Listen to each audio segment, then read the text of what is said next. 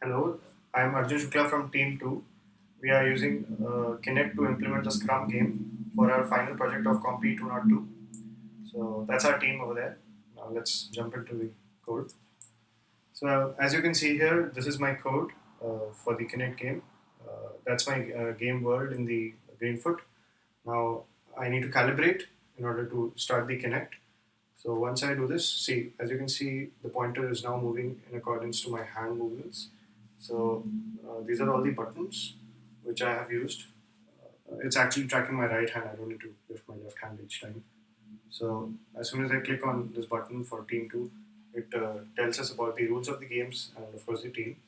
So any player who is going to play this game can easily read through and start playing the game. So once you go to start game, as you can see, this is my world here. Uh, these are my pawns kept down here, and of course the dice in my hand, which I have picked up. And these places, these 1, 2, 3, 4, 5, these are the planning part of the game, in which we estimate, we play the planning poker. We estimate the number of hours to be burned during the sprint. Once we do that, we get a rough estimate of what is to be plotted, and as the game progresses, you will see that just under the burn down chart, a line will appear which tells us how much is to be burned. So let's go ahead and roll the die. So as you can see, I got one and my blue pawn has moved. The game is currently mapped for 4 players, and blue, red, green and yellow. Now I'll pick up the dice, roll it again. As you can see now the green one moves. It again got one. It's just a random number generator. When we get scrum, so as per the game rules, if scrum comes, you're not supposed to move your pawn. So it was a turn for red, it did not move. Now again I got one, so yellow has come to one. Now I got five. So now the blue one moved onto the space which has the impediment card symbol. Now my hand was already up, so it touched the card. Otherwise, I cannot roll the die unless and until I touch the card up here. So now I'll go ahead and close the card. I still cannot roll the die if the card is on the screen. I cannot pick it up. Now, since I touched the cross button, the card was dismissed, and now I can go again roll the die.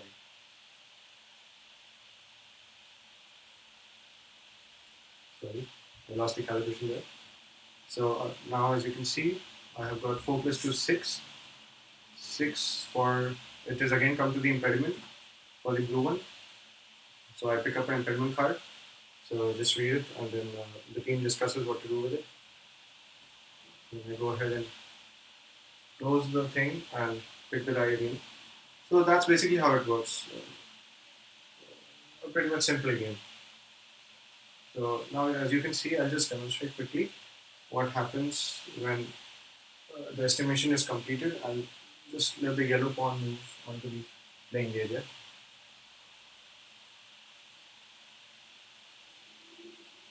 Okay, now that everyone is here, I'll just show you what has happened. See, you can see here I have got a green line which is showing me how much I need to burn.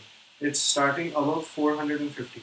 So whatever the players went through in this space, in the planning space, it is being estimated over here. So once the game completes, it will show us the final burn down chart. So that's my part for this. Now I'll go into the report.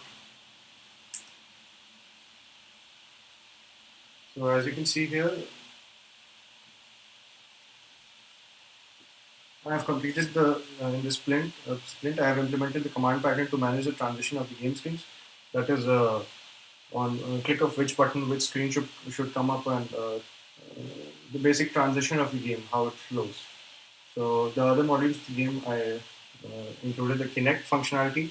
I had to explore a lot for that, and finally got it working. The mouse pointer idea was Praveen's, and then we sat down together and I figured out how to implement it. The When you see the hand picking up the die, that was another implementation which took some time. Then coming, these are my sprint planning. Whatever happened during the course of the sprint, week 1, week 2, week 3 and 4. It's already submitted. I'm sure you must have read it. This is the UML class diagram. It's not the complete thing. It's basically just the command patterns which we need to describe here. Otherwise, it was a very huge and messy diagram, which absolutely made no sense. So we just cropped it down to this. So from this, my part is this much. I'll just zoom into that. The command pattern for this was, as you can see here, I have the screen, the game screen, main screen, credit screen, and the burn down shut screen. So I put the menu command, the receiver, the invoker, and of course the command. So uh, when the button is clicked or the hand moves to the my Kinect pointer moves to a particular button, the execute command is fired and the respective screen is loaded. This is all controlled by the menu command, and that's how pretty much it works, just like the normal command button, nothing special. So that was my part in this game. Now I call up Ayush.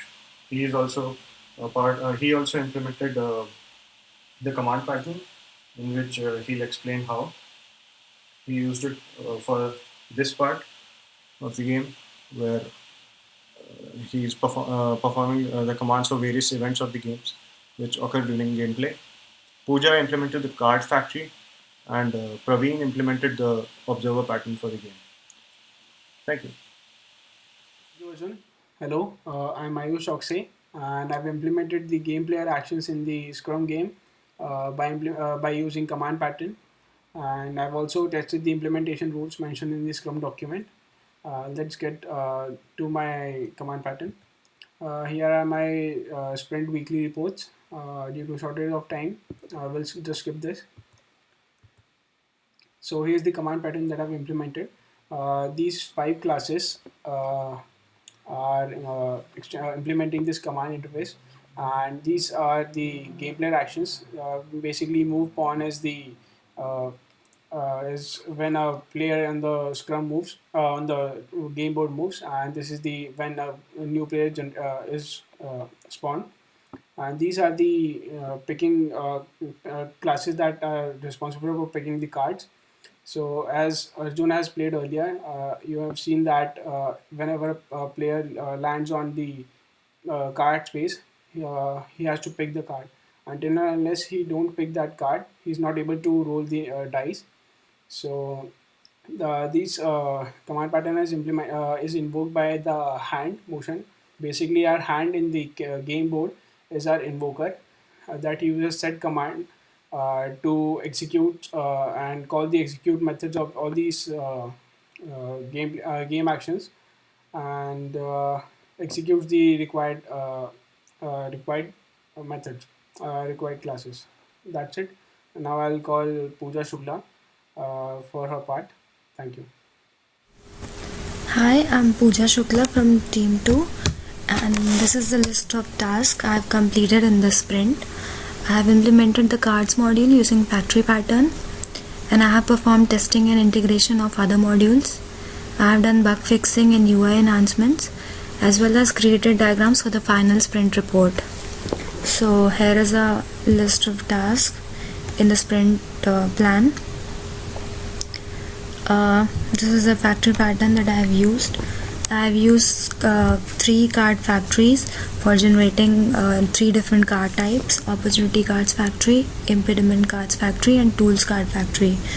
So these card factories will produce cards whenever a user will click on them, and this is a demo on how I'm using them. So here, when user rolls a dice, the pawn will move to a different cell. So as we can see, the pawn is now on the impediment cards. So on clicking on this, we can see the impediment card being generated, and when we are done, we can use this cross button to remove this card from the screen. Similarly, we are using other cells to generate card in the similar manner. Again, it's impediment card factory.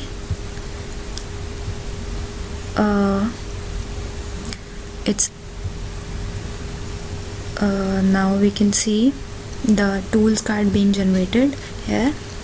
So tools card factory generates a new tool card, and on using the cross button we can remove it.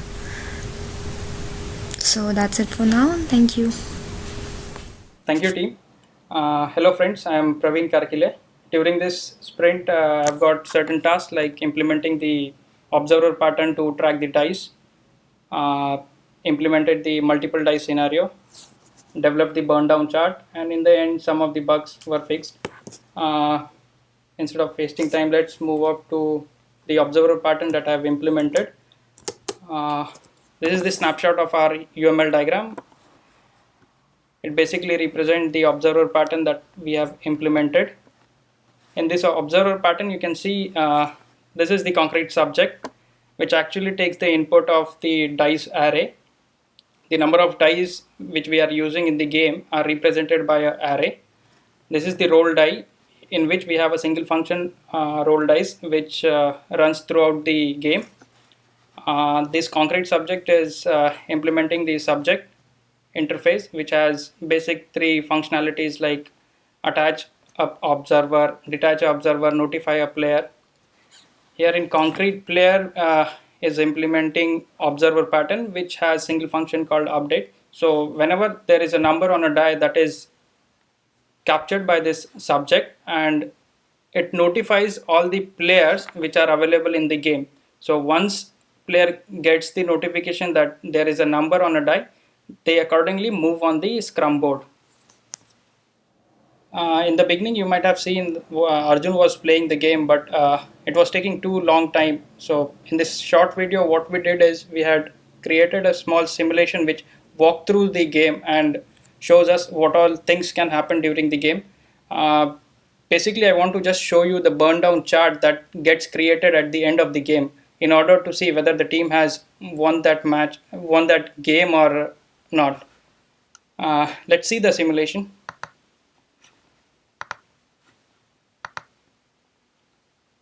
Now you can see as the number are increasing, the players are moving on this board. Whenever they land up in this burn up area, they move into this space and burns the amount of hours that comes on this dice. And here is the burn down chart, which actually shows the ideal velocity of the team that should happen. And let's see how this team performs.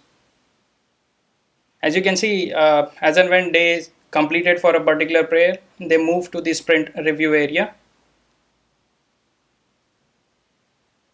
So here you can see that all the team members are into the sprint review. Let's review their sprint. You can see they started at 300 hours and they started burning down the hours, but they didn't perform well. So you can see they land up around, say, 200 hours. That means there are still 200 hours left. So I guess this team has lost the game. Thank you.